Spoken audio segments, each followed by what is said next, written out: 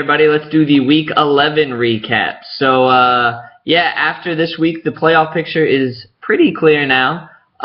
We have 4 teams who are definitely in the prime position to advance and make it to that postseason and possibly capture that championship.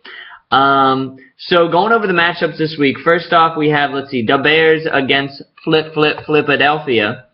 And so the Bears 2-8 going into this matchup, struggling to say the least, and yeah, got beat again this week.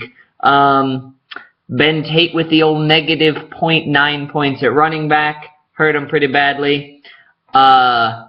Really the studs of Jordy Nelson and Antonio Brown having good weeks again. They are fantastic, but rest of the team not so much. And for Flipadelphia, all around a good week. The biggest by far, Le'Veon Bell, climbing that 200-yard mark. Pretty impressive performance by him. Let's not forget a 12th rounder being a keeper league. He's going to be good for years to come. So pretty excited about that guy. All right, next up we have Gimme the Loot versus Braveheart Chicken Wings. Another matchup where the team that was supposed to win got the win. Gimme the Loot. 9-2 now, the favorite squad. He had big weeks from Macklin. What else is new? Even though that was a rough game for the Eagles, Macklin got some points there at the end in garbage time after the Eagles were down by 80.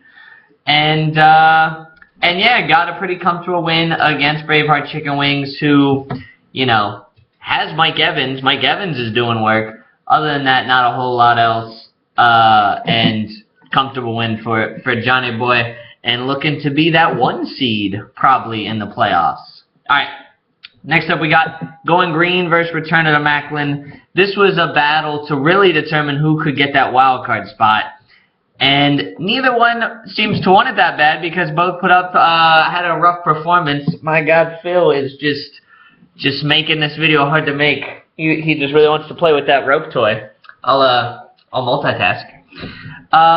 So Going Green started Fred Jackson at running back, injured, got him 0 points. But luckily, Forte and AJ Green, his studs, were able to pick up the pace and get him some good points. And for Return of the Macklin, running backs killed him with Bobby Rainey and Steven Jackson.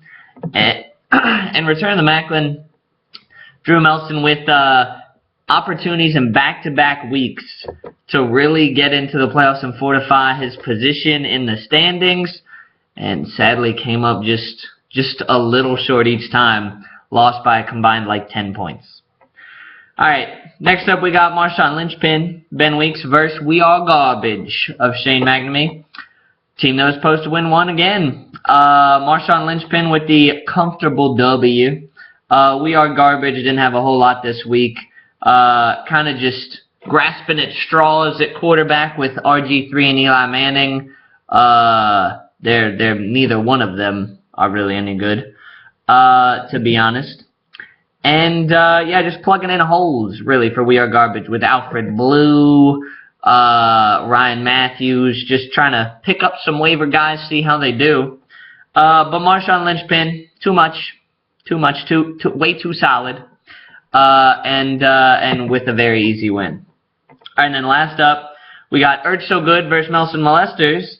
What you would think is the garbage bowl of this week, with 2, teams in the bottom of the standings, but 2 very good performances. Well done, fellas. So, Mike Nelson, Earth So Good with the win, in a close matchup. Aaron Rodgers, that he acquired in a trade, doing work again. And also Michael Crabtree, who he got in a trade, doing work. So, some good moves by Earth So Good, and has come on as of late in the season. And Melson Molesters, nothing to be ashamed of, looked like a real team, put up a real point total. So anyway, it was a pretty good battle, and Earth So Good squeaks it out. Alright, so those were the recaps, and in each case, the team with the better record and the team that was projected to win won. So, all went according to plan this week. All right, so on to power rankings.